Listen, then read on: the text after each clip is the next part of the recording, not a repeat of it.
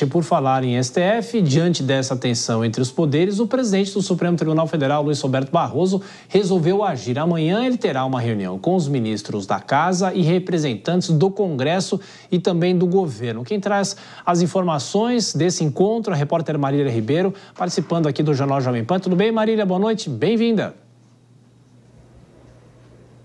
Oi, Thiago, tudo bem com você? Boa noite para você e todo mundo que está acompanhando a gente aqui no Jornal Jovem Pan.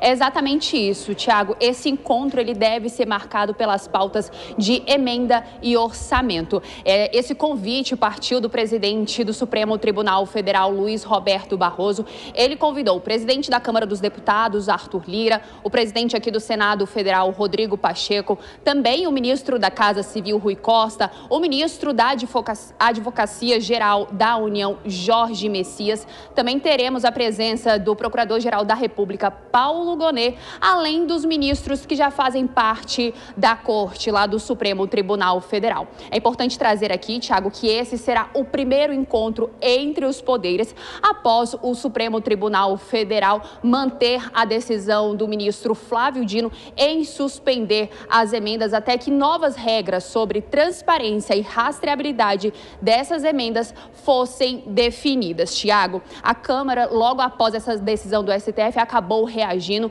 e o presidente da Casa, Arthur Lira, acabou desengavetando duas propostas de emenda à Constituição que restringem as decisões do STF. Essas propostas vão caminhar lá na Comissão de Constituição e Justiça da Casa. Já aqui no Senado Federal, o presidente da Casa, Rodrigo Pacheco, já defendeu que o Congresso Nacional defina novas regras para a liberação dessas emendas. Então, amanhã, Thiago, nesta terça-feira, a partir do meio-dia, lá no Supremo Tribunal Federal, nós teremos um almoço entre os poderes legislativo, executivo e judiciário. Tiago. Bom, então amanhã nesse horário já saberemos o resultado desse encontro. A gente continua atento com a Marília Ribeiro e toda a nossa equipe. Bom trabalho, Marília. Bom, Dora Kramer, seria um encontro incomum entre todos os representantes dos poderes para falar sobre esse assunto específico, entre aspas, do Congresso Nacional? É uma tentativa válida do presidente Luiz Roberto Barroso tentar apagar o incêndio antes que o fogo se espalhe ainda mais? Olha só, ele é incomum, que eu concordo absolutamente com o Kobayashi. O que a justiça tem que sentar em mesa de negociação? Justiça é para decidir. E, nesse caso, decidiu, por unanimidade, referendar a decisão do ministro Flávio Dino com relação às emendas. Então, quando entra numa negociação, flexibiliza a posição, a decisão, ou melhor, enfraquece a decisão que tomou. Estou absolutamente de acordo, Koba, é realmente isso, é uma coisa que fica parecendo muito bonito, todo mundo junto, mas a gente precisa apontar essas inconsistências. Agora, amanhã, os oponentes, vamos chamar assim, né, porque o clima não está muito gentil, muito cordato, eles já sentam na mesa com as armas na mesa. O Supremo Tribunal Federal com a decisão unânime em relação às emendas. E o Congresso com essas duas medidas de retaliação. Eu também concordo que não é o jeito de se discutir nada na base da retaliação. O acordo é impossível? Claro que não é. É difícil, porque vai depender do Congresso aceitar mudar as regras que o favorecem, né?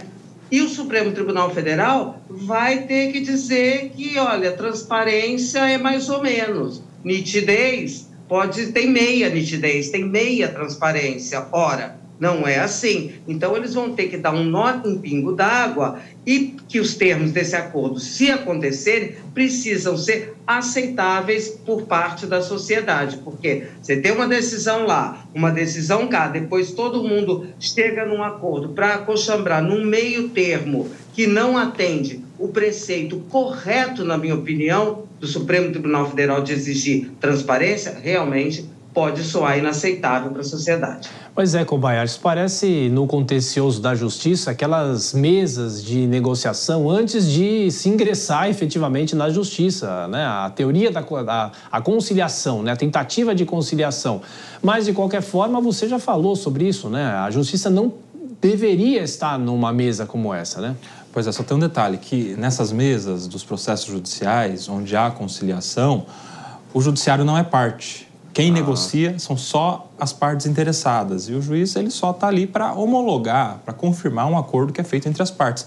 O que deveria acontecer nesse caso, mas os acordos geralmente só acontecem onde há direito disponível, pagamento, uma pensão, uma dívida, uma relação de trabalho, enfim, uma hora extra. Nesse caso, a gente está falando de constitucionalidade. A Dora bem disse, como é que vai achar um meio termo para constitucionalidade ou não? A gente vai ter uma emenda mais ou menos constitucional? Ou seja, e pior, depois de uma decisão unânime de inconstitucionalidade, pelo menos nessa via liminar, depois de uma conversa entre os poderes, vai deixar de ser inconstitucional? Ou seja, eu não vejo nenhum tipo de possibilidade nesse acordo. Eu acredito que esse acordo deveria ficar lá. Como é que o governo vai fazer as suas negociações para ter apoio no Congresso entre o presidente da República, através de seus ministros, e os presidentes das casas, e o judiciário simplesmente dizendo constitucional ou inconstitucional a emenda sem transparência, a emenda sem publicidade. Nesse caso, está claro que é inconstitucional. E, Dora, em meio a tudo isso, a gente pode fazer uma leitura de que o Supremo, num caso como esse, estaria adotando uma estratégia mais política do que jurídica? Isso é meio óbvio?